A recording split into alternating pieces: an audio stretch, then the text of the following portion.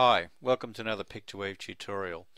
Today on the forum I was asked a question about setting up a weave, and in particular what do you do when you bring the background image in and the lines don't quite line up with your grid squares here.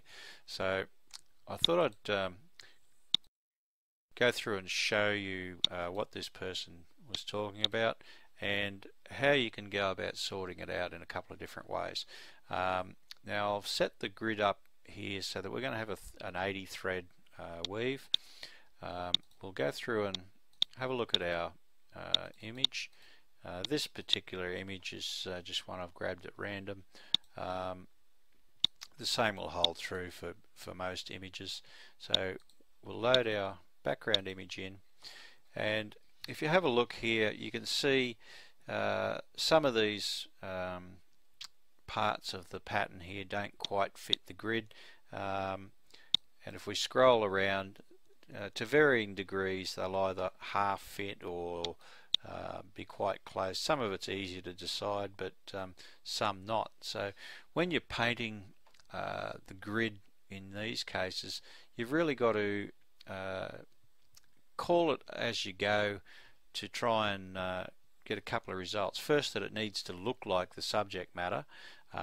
If this was a fish, for instance, then the eyes and gills would need to be, to look like eyes and gills. They're the defining things on the fish. So you may have to paint in one spot or another, include a cell or not include it, just to get it to look like the subject matter. In this case it's a little less critical, but it still means you're making a lot of decisions and then having to go out and have a look. In most cases here you'd be more concerned about whether it looks blocky or smooth around the edges. But in a simple design like this, there is another way we can go about it, and normally I say use as large a background image as possible, but there are rules and reasons to break the rules, as with everything. So the reason we say use as large a background image as possible is so that it's not being expanded too much when you put it in the grid here. If it's expanded too much, it'll pixelate a lot and it'll be very, very difficult for it to for you to make a usable weave. In this case we've got a large enough image, and it's just a little bit hard to line up. So what I'll do is clear the image out, and we'll go through and I'll actually edit that image in just in Microsoft Paint will do for the purposes of this. Now you can see it's quite well cropped, it's right in on the edges, we've got no spare space. So what I'll do is resize it, and I'll make it 80 pixels. Now you remember we wanted to do an 80 thread weave, so if I reduce this to 80 pixels and then I'll save it, we'll call it small, so we've got a separate image.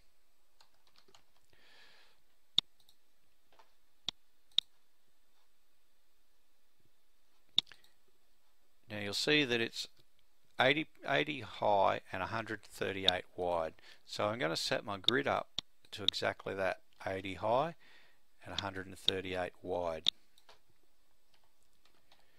Now you'll see I had to take off the maintain the aspect ratio, otherwise as I change one of these it will change the other at the same time. Now I'll load that particular image back in, 80 by 138, and you can see now that we're almost on the money in terms of fitting on the grid, and what you can see is the whole thing just needs to be moved down a little bit. So we can go up to our nudge buttons here and just nudge the background down till it lines up in that direction, and in the other direction it's virtually perfect. So now it's a simple matter of selecting our colors that we want to use. I'll just choose this orange color at random, and then going in and filling in, and it's quite easily defined where we want to fill in.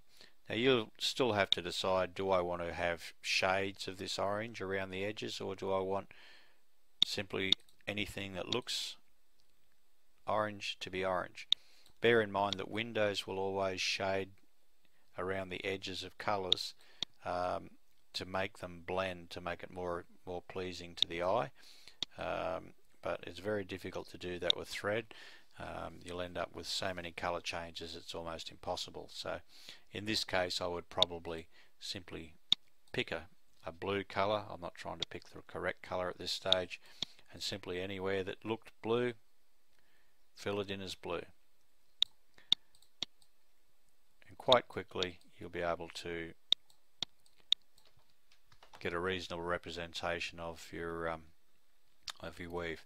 So I hope that helps with your work, and I look forward to seeing photos of your completed weaves online. Thank you.